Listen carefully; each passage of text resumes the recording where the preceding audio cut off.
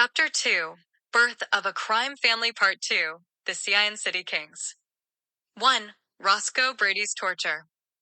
This scene is a gritty, intense portrayal of loyalty, torture, and the brutal origins of power within the criminal underworld of the King's Omen. It juxtaposes the honor and pain of a man's past with the ruthless violence inherent to the world he inhabits. Overview. The reporter's question about the origins of the Cyan City Kings introduces Roscoe Brady, a former U.S. Marine whose military background contrasts sharply with his later life. The scene swiftly shifts to a harrowing depiction of Roscoe's torture at the hands of French soldiers, highlighting his physical suffering and psychological resilience. Roscoe's refusal to betray his comrades despite brutal torture underscores his fierce loyalty and principles, which set a stark tone for the violent world he is embedded in. His defiant language against his captors and willingness to endure extreme pain rather than surrender establish him as a figure of tragic heroism. Thematic analysis. Loyalty and honor. Roscoe embodies a code of loyalty extending beyond legality, rooted in survival and brotherhood. His refusal to give information, even under excruciating pain, dramatizes the weight of honor in criminal subcultures and military contexts.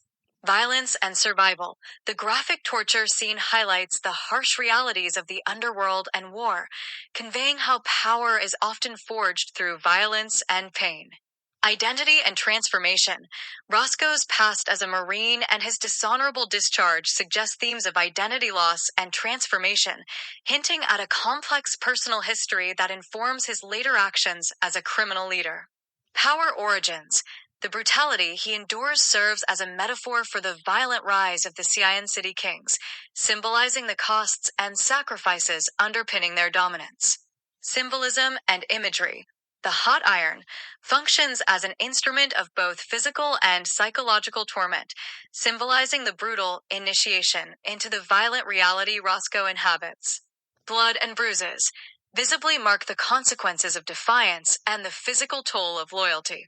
French interrogators represent external threats and political complexities intersecting with criminal survival.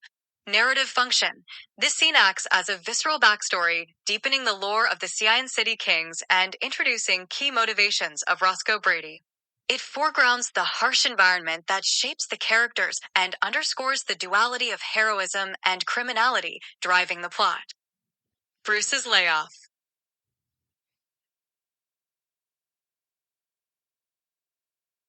This scene is a deeply emotional, textured portrayal of Bruce's internal struggle with his moral compass, financial desperation, and the psychological burdens of family responsibility. The scene is vivid and raw, framed by moments of vulnerability, tension, and conflict that reveal the complexities of his character and his relationship with Bernie. Detailed emotional landscape. Bruce's solitary moment, sitting on the bed staring at the stolen money, symbolizes a crossroads where guilt and desperation collide. The anger and embarrassment on his face suggest a profound self-reproach over having to resort to theft, illustrating his fractured sense of pride and survival instincts.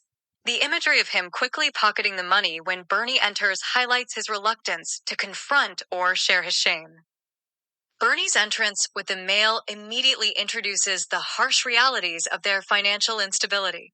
The act of handing over the mail feels burdensome, foreshadowing bad news, which is confirmed when Bruce's eyes widen in disbelief at the $1,000 bill, a symbolic wall of debt and pressure. The crushing weight of financial crisis. The subsequent reading of the layoff notice turns the atmosphere from tense to devastating. Bruce's visceral reaction, ripping the letter, falling to his knees, screaming, provides a powerful visual of mental collapse under relentless stress. The depiction is not just about economic hardship, but also the psychological impact of feeling powerless in the face of systemic failures. Bernie's calm yet firm presence serves as a counterbalance, epitomizing the role of emotional anchor and support amidst crisis. Her reminder of their shared past struggles invokes resilience and the history of surviving adversities together. Marital conflict and moral dilemma. The dialogue turns sharply to the tension surrounding Bruce's potential employment with Cleotis Marcelin's restaurant. Bernie's slap and stern rejection highlight the depth of mistrust and the damaging history linked to the Marcelin family, whom they associate with blood money and corruption. Bruce's defensive stance and justification focus pragmatically on survival and financial necessity, exposing a moral ambiguity where ends potentially justify means. The physicality of Bernie's slap is symbolic of the palpable strain in their marriage, fueled by fears of repeating patterns of dysfunction and criminal entanglement. Symbolism and thematic elements. Money as a burden. The stolen money in Bruce's pocket conveys hidden guilt and the moral compromises forced by poverty. Ripped letter. A sharp metaphor for shattered hope and the cruel finality of economic setbacks. Physical collapse and tears show Bruce's vulnerability beneath his tough exterior, engaging readers' empathy. Slap as emotional climax, a dramatic expression of marital hurt, mistrust, and warning. Character insight and development. Bruce is portrayed at his most human, conflicted, desperate, flawed, and fiercely protective. His internal dialogue, juxtaposed with Bernie's pragmatic resilience, deepens the study of family dynamics under extreme pressure. Bernie's role emerges as a pillar of strength advocating for legitimate options despite the harsh temptations and realities. Narrative function. This scene anchors the story in the lived experience of systemic economic hardship and moral complexity. It sets up critical narrative tension around Bruce's choices, the influence of the Marcelin family, and the family's fragile survival. It opens pathways for potential redemption, conflict, and exploration of themes like legacy, sacrifice, and resilience. 3. Roscoe's rescue. This harrowing and psychologically intense scene from The King's Omen delves deeply into the mental, physical, and emotional torment experienced by Roscoe Brady during his torture and rescue, while also exploring Bruce Edwards' reflective insights on war, trauma, and violence. The scene is a rich tapestry of suffering, loyalty, and the quest for meaning amid chaos. Detailed emotional and psychological depiction. Roscoe's experience of torture is portrayed with visceral detail, his physique battered, bloodied, and on the brink of unconsciousness. The inclusion of surreal visions where he sees himself burning in hell, tormented by Satan and demons who drink his blood, dramatically externalizes his immense psychological pain and spiritual torment. These hallucinatory images intensify the horror of his suffering and symbolize the internal hell Roscoe endures beyond physical brutality. His repeated refusal to give up his comrades, even as he's choked and tortured, reinforces his steadfast loyalty and indomitable will. The brutal mental assault parallels his physical abuse, revealing how torture breaks down not only bodies, but also the mind. The rescue as a turning point. The sudden, violent interruption of the French soldiers' torture by American forces introduces hope amid despair. The chaotic gunfight, the surprise entry, and the chaotic death of the captors contrast sharply with Roscoe's helplessness, symbolizing salvation but ushering in a complicated recovery phase. Roscoe's fearful plea not to be killed, even by rescuers, conveys his extreme fear, suggesting the psychological scars and broken trust inflicted by his ordeal. Bruce's reflective commentary: war, drugs, and violence. The scene transitions to Old Man Bruce's contemplation with the reporter, offering a sober, skeptical perspective. Bruce acknowledges Roscoe's lifelong PTSD, emphasizing the ongoing impact of trauma for war veterans. Their discussion of the comparative violence of overseas wars versus domestic drug wars highlights Bruce's nuanced understanding of systemic violence.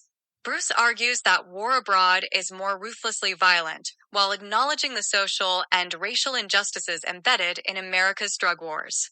His critique of political hypocrisy, rich white elites profiting while black communities suffer, adds a layer of social commentary illustrating how power and suffering are distributed unevenly. Introduction of Dylan Pennington. The narrative shift to Dylan Pennington, Roscoe's lieutenant and fellow veteran, introduces a key figure linking military trauma and criminal life. Their bond over heroin use for dealing with trauma foreshadows themes of addiction, coping, and the cyclical nature of violence in post-war and criminal environments. Symbolism and thematic depth. Hellish visions symbolize the ultimate psychological despair and spiritual crisis caused by torture. Blood and flesh emphasize human vulnerability and the corporeal cost of survival. Gunfire as salvation. Venues of freedom often come violently, underscoring the chaotic nature of rescue and survival. War and crime parallel. Bruce's reflections blur conventional boundaries between soldiering and criminality, inviting readers to question moral frameworks. Narrative and emotional impact. This scene deepens character backstory and plot while providing a sobering meditation on the costs of loyalty and violence. It humanizes Roscoe's suffering and grounds the reader's understanding of trauma's lasting effects, themes which resonate through the larger narrative. This scene powerfully interweaves visceral horror with thoughtful social critique, creating a textured, immersive exploration of war's shadow and the brutal formation of criminal networks. 4. A shared love for a needle. This scene offers a raw, intimate exploration of trauma bonding, addiction, and the persistent cycles of survival that define both military life and the urban environments left behind in the King's Omen. It weaves together vivid physical action, piercing emotional pain, and crucial background insights into the characters of Roscoe Brady and Dylan Pennington. Detailed descriptive overview. Roscoe's recovery in the hospital is marked by uncontrollable trembling and crying, a vivid symptom of the extreme PTSD and physical agony from his torture. Dylan's entrance is gentle but urgent. His shushing gesture both comforts Roscoe and signals a need for secrecy, highlighting the stigma and danger of drug use even in a military setting. The ritual of preparing the heroin, the belt, the needle, unfolds with a grim tenderness as Dylan assumes the caregiver's role, injecting Roscoe and allowing brief respite from the torments of both body and mind. The injection's effects are immediate. Roscoe's contorted features relax, his shaking ceases, and a fleeting peace replaces terror. Dialogues of desperation and kinship. The conversation between Bruce and the reporter builds context for this addiction. Bruce's commentary speaks to the limited options faced by people in the hood, and especially by veterans. Heroin is presented as both a coping mechanism and a product of systemic neglect. Dylan's ADD and Roscoe's trauma highlight how personal vulnerabilities are exploited by circumstances, pushing both men deeper into addiction. Their banter as they shoot up together displays a dark camaraderie. Joking about Jesus inventing heroin reflects a nihilistic wit, how, in spaces devoid of hope, substances become sources of fleeting salvation. They discuss family, the pressure of parental expectations, and how military life is sometimes less a calling than a last resort. The realization that both hail from Cincinnati cements a bond and sets the foundation for the eventual creation of the Cian City Kings, reinforcing how cycles repeat across vastly different geographies. Psychological and social analysis, trauma and addiction. Roscoe's flashbacks and Dylan's hyperactivity both find temporary relief in heroin, underscoring addiction's role as anesthetic for deeper, untreated wounds. The drugs don't solve pain. They suspend it, creating a dangerous but powerful sense of fraternity. Cycles of violence and desperation. There's an implicit comparison between the violence of the urban hood and the battlefield abroad.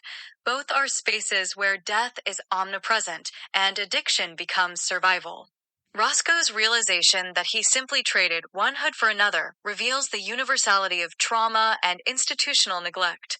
Race, authority, and loyalty. The dialogue about race, "You know a brother ain't gone let another die," reveals coded trust and kinship within marginalized groups even in hierarchical, racially divided institutions. Symbolism and subtext. The heroin ritual becomes a surrogate for real healing, symbolizing both the failure of larger institutions and the desperate agency of those betrayed by them. Fist bump and laughter.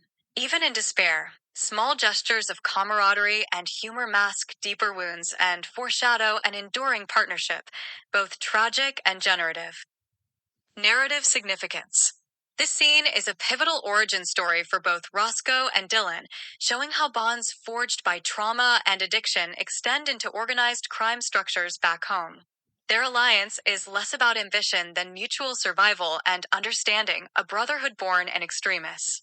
This deep dive reveals the King's Omen's ability to humanize those whom society often overlooks, blending brutality with tender, painful authenticity.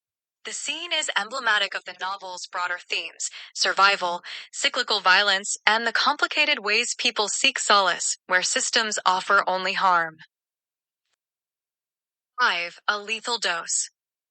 The scene between Caleb and Kat is a sharp, psychologically complex negotiation of sibling power dynamics, survival strategies, and differing worldviews on friendship and manipulation, deeply weaving themes of trust, betrayal, and moral ambiguity in The King's Omen. Detailed descriptive overview. The scene opens with Caleb delivering the finished toxin to Kat, a symbolic gesture laden with tension. The toxin is both a tool and a weapon, implying a dark and uneasy alliance. Kat's remark that she will come back until I need you for something else establishes her dominance and control, setting a tone of manipulation rather than genuine sibling affection. Caleb's immediate complaint about social isolation at school, "None of my friends are talking to me," introduces his vulnerability. Yet Kat responds with a chilling, pragmatic remark stating that her friends are scared not to talk to her. She exposes a worldview steeped in self-preservation through intimidation and control, advising Caleb to embrace aggression, blackmail, and manipulation as necessities for survival. Exploration of themes and symbolism, manipulation and power. Kat's advice to use others for personal gain as a survival mechanism reflects a corrosive moral environment where vulnerability is a weakness. This contrasts with Caleb's more naive, idealistic hope for authentic friendship grounded in admiration and respect. Madness as strength. Kat's embrace of a little crazy balanced by functional sanity suggests a blurred line between madness and power, equating controlled ruthlessness with survivability. Language and intellect.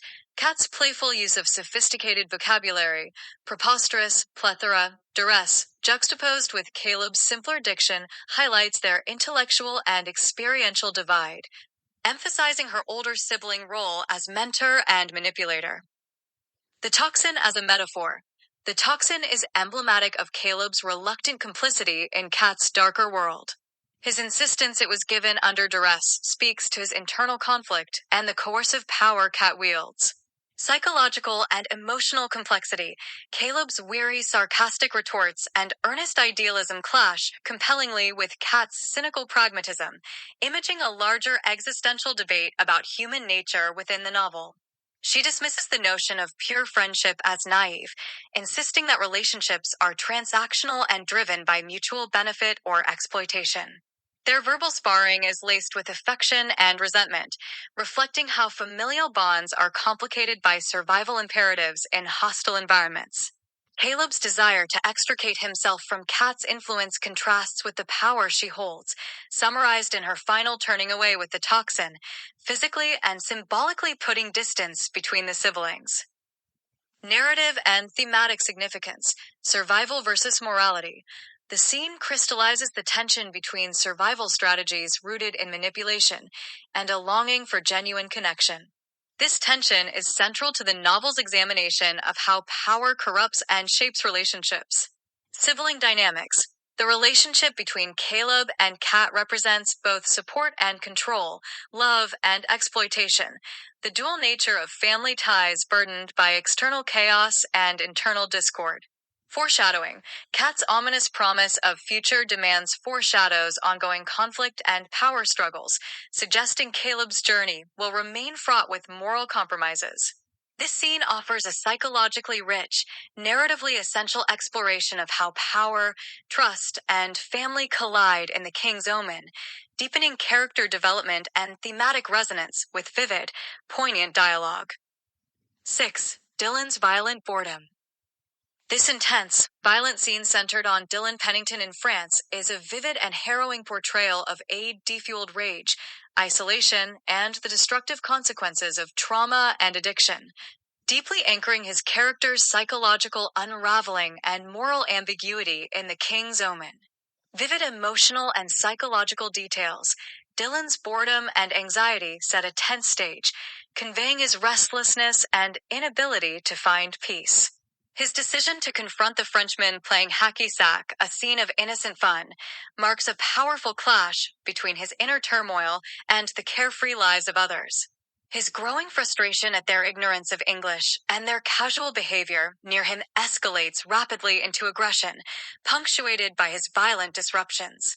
The detailed depiction of Dylan's quick, erratic movements, shouting, and shaky hands suggests he is profoundly affected by drug use, likely heroin, and the residual trauma from war and torture. His actions, kicking the ball, drawing his rifle, shooting at the ball and feet, and physically assaulting the Frenchman, underscore a frantic, volatile psyche on the edge. Actions and symbolism. The hacky sack.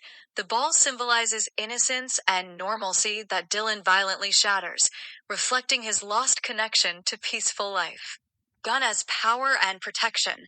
The rifle as Dylan's means to assert control and demand respect, but also a dangerous instrument revealing his desperation and fractured mind. Violence as communication. Despite language barriers, violence becomes the universal language for Dylan's expression of pain and retribution. Blood and physical conflict. Blood spattering and wounds mirror Dylan's internal damage, making his external violence also a physical manifestation of inner suffering. Thematic depth. Isolation and alienation. Dylan's inability to connect meaningfully with others and his angry outbursts underscore the alienation wrought by ADD and addiction. Cycle of violence. His retaliatory violence and lethal measures against the Frenchman encapsulate a tragic cycle, trauma perpetuating trauma in a continually escalating spiral. Power and fear. Dylan's dominance through intimidation is temporary and fraught with peril, his erratic behavior terrifying bystanders, but isolating him further. Self-destruction and shame. The scene ends with Dylan observing his heroin scars, a poignant moment of self-awareness and shame amid a violent outburst, encapsulating the conflict between survival instincts and self-loathing. Character insight and narrative function. This scene sharply intensifies Dylan's characterization as a man deeply trapped by his past, struggling to navigate his present with volatile means. His violence alienates him from others, while his heroin use symbolizes both an escape and a prison. Narratively, the scene reveals how trauma can erupt in unpredictable, deadly ways, complicating the moral landscape of the novel and setting up Dylan's pivotal role in the emergent criminal world tied to war's aftereffects. This deep dive highlights the King's Omen skill in using visceral, detailed scenes to embody the psychological scars of violence and addiction, enriching the novel's exploration of survival, identity, and the human cost of systemic brutality. 7. Katrina's Venom. This scene offers a tense, morally charged portrait of manipulation, hidden agendas, and a sick competitive nature within the high school social world of the King's Omen. It centers on Katrina's calculated attempt to alter Jasmine's chances of becoming the lead singer at the next play. Overview of key actions. Katrina approaches Jasmine's lunch table, facing immediate social resistance as Jasmine's group rejects her presence. This sets up Katrina as an outsider trying to gain their acceptance. Katrina reveals the toxin secretly, pocketed for concealment, all while she uses another student for a distraction as Jasmine and her friends tend to the student during this ordeal, momentarily taking their gaze off from Katrina. Her calm, calculating tone contrasts with Jasmine's initial defensiveness, establishing a power dynamic between the two. Katrina's apology is layered with ulterior motive. She frames her remorse as legitimate while simultaneously pressing for a chance to repair trust, signaling both manipulation and a desire to regain influence. The scene culminates with Katrina stealthily dosing Jasmine's water, marking a decisive move to alter Jasmine's voice without immediate consent or visible consent from the other friends. Jasmine's eventual agreement to cool down is a fragile, precarious truce rather than a genuine reconciliation. Trust and betrayal. The attempted reconciliation is contaminated by reliance on deception. Trust is fragile, easily toppled by hidden agendas. Moral ambiguity. The scene foregrounds ambiguous ethics, where a character's attempt at accountability is entangled with coercion and manipulation. Character dynamics. Katrina, portrayed as strategic, unafraid to leverage unconventional means, a toxin, to achieve the upper hand. Her manipulation suggests a caregiver's or strategist role who believes ends justify means, even when it harms others. Jasmine, portrayed as cautious and wary of Katrina, resistant to being drawn into Katrina's orbit.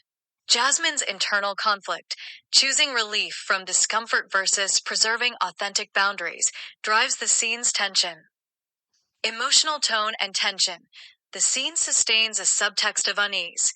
The quiet menace of covert manipulation contrasts with the normalcy of a school lunch. Readers feel the tension between immediate social conflict and the longer-term consequences of taking illegal measures to earn a victory.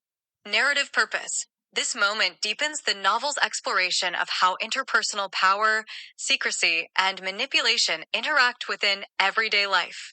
It foreshadows future conflicts tied to Katrina's influence, potential consequences for Jasmine, and Katrina's state of mind by showcasing that she will win by any means necessary. 8. Nick's harassment of Bruce. This scene depicts the moment of intense workplace frustration, power imbalance, and internal resilience for Bruce, providing a poignant snapshot of his struggle to maintain dignity in a demeaning environment and his simmering conflict with authority in the King's Omen. Detailed descriptive overview. Bruce is introduced in a moment of palpable dread, sitting in his car and mentally preparing for a difficult workday. His hesitation to call Lysandra reveals his isolation and reluctance to seek help, emphasizing his pride and internal conflict. The slow build-up to entering the store and facing the harsh realities inside sets the emotional tone of tension and subdued anger. Inside Dollar General, the conflict with Nick, Bruce's boss, erupts quickly. Nick's aggressive, condescending tone and public humiliation escalate the scene's intensity. His critique of Bruce's attempt to create a display, juxtaposing baked beans and toilet paper, serves as both a practical reprimand and a personal attack, designed to undermine Bruce's confidence and authority, especially in front of customers and coworkers. Bruce's focus on the dirty, neglected floor, contrasted with Nick's fixation on the display error, symbolizes a deeper disregard for the working environment and worker well-being. It subtly hints at systemic neglect and low expectations placed on Bruce and his colleagues. Thematic analysis. Power and humiliation. Nick exercises power through verbal abuse, demeaning Bruce with insults targeting his intelligence and confidence, as well as cruel references to Bruce's family. Crossing professional boundaries into personal territory. Resilience and repression. Despite Nick's harsh words, Bruce's inner resilience surfaces. His death stare and closed eyes momentarily suggest a withheld response charged with restrained anger, showing his struggle to maintain composure and dignity. Workplace alienation. Bruce's experience reflects the alienation felt by many low-wage workers, controlled, monitored, and diminished by authority figures. His observation about hiring maintenance to clean the store hints at broader systemic issues ignored by management. Social observation. The reactions of customers and associates provide a chorus of support and silent protest, creating a communal empathy that contrasts Nick's oppressive behavior. Symbolism and emotional texture. Dirt on the floor represents neglected care and respect in the workplace, mirroring Bruce's disconnected state of mind and physical environment. Display conflict. The contrasting placement of baked beans and toilet paper figuratively parallels the absurdity and mismanagement Bruce faces, an effort to cope with overstock and company expectations gone awry. Smoking break. Bruce's retreat outside for a smoke is both a physical and emotional escape, a moment to regain control and pause before continuing the uphill struggle. Character insight and narrative function. This scene deepens Bruce's portrait as a man caught between low socioeconomic status, familial responsibilities, and bruised pride. It exposes the psychological toll of menial work combined with systemic disrespect, fueling his desire for more and providing context for his complex interactions with family and community power structures. Narratively, it reinforces themes of survival under oppression and the emotional battles fought in everyday settings, enriching readers' understanding of Bruce's frustrations and motivations.